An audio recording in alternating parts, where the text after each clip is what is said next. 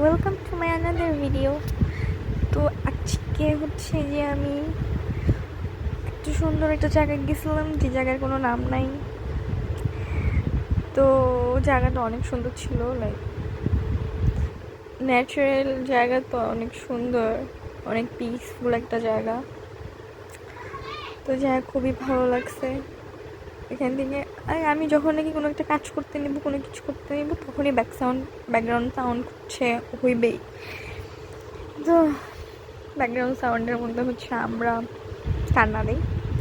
তো হচ্ছে এখানে মানে আমি নয়নতারা ফুল প্রথমে কানের মধ্যে, দুই কানের উপরে দুইটা পরছিলাম। হ্যাঁ, পরে একটা ফালাই দিছি, এখন একটা পরে আছে জাস্ট। জায়গাটা অনেক সুন্দর ছিল, বাট এই জায়গাটার মধ্যে হচ্ছে যে এমনি অনেক মানুষ থাকে, মানে দেখা যায় অনেক ভিড় থাকে। বাট মানে আমরা হচ্ছে যে শুক্রবার শনিবার ছাড়া গেছিলাম, তো হচ্ছে জায়গাটা মোটামুটি খালি ছিল, মোটামুটি না পুরোটাই খালি ছিল, অত একটা লোক ছিল না, জাস্ট হাতে গোনা কয়েকজন ছিল। মানে এইখানে হচ্ছে যে এই নদীটা না অনেক সুন্দর। তো এখানে হচ্ছে যে ট্রলার চলে, আর স্পিড বোট, নৌকা, এগুলো অনেক চলে। তো বেসিক্যালি গেছিলাম নৌকাতে ওঠার জন্য, বাট নৌকা পাইনি, কেন জানি না, বৃষ্টি বৃষ্টি ওয়েদার তো, মেয়ে বিয়ের জন্য নাই। পরে এখানে হচ্ছে যে দেখলাম অনেকগুলো কৃষ্ণচূড়া ফুল গাছ ছিল, বাট মানে ওই সময় স্বল্পতার কারণে হচ্ছে যে আমি উইঠা পারতে পারি নাই। যাই হোক, নেক্সট টাইম গেলে পারবো। অ্যান্ড এই জায়গাটা দেখলে মনে হয় মানে পিকনিক করার মতো একটা জায়গা, খুবই সুন্দর। আবার আকাশও মেঘলা মেঘলা ছিল, মানে এক দুই ফোঁটা করে বৃষ্টি পড়তেছিল তখনও।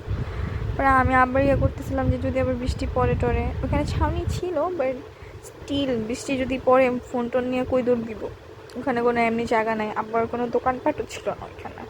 বাট এমনি মানে পিসফুল একটা জায়গা, শান্তির একটা জায়গা। ওখানে গেলে ডিপ্রেশন সব যাবে, খাতার বস্তার মধ্যে ভরে একদম ফালাই দেওয়া যাবে নদীর মধ্যে। অনেক সুন্দর ছিল।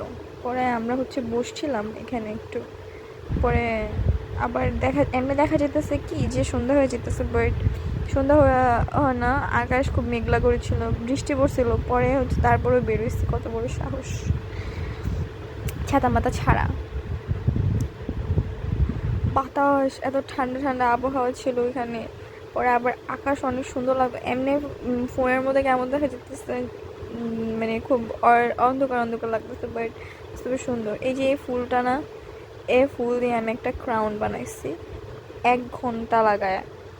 পরে এখানে আমরা বসছিলাম একটু, বসে 10 মিনিটের মতো বসছি, বসে 1 ঘন্টা লাগায় ওই ফুল দিয়ে হচ্ছে আমি ক্রাউনের মতো বানাইছিলাম, বানায় হচ্ছে মাথার মধ্যে পড়ছে।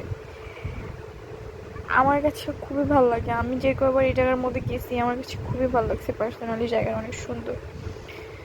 লাইক আমার অবসেশন ছিল একটা, আমি হচ্ছে আমার কানের মধ্যে ফুল পরতে খুবই ভালো লাগবে। তো আমি দুই কানের মধ্যে 2 রকমের 2টা ফুল পরছি, যদিও এই ফুলের নাম জানি না, বাট সুন্দর লাগতেছিল। আর নয়নতারা ফুল হচ্ছে যে আমি আরেকজনের বাড়ি থেকে নিয়ে দৌড় মারছি, খুবই সুন্দর।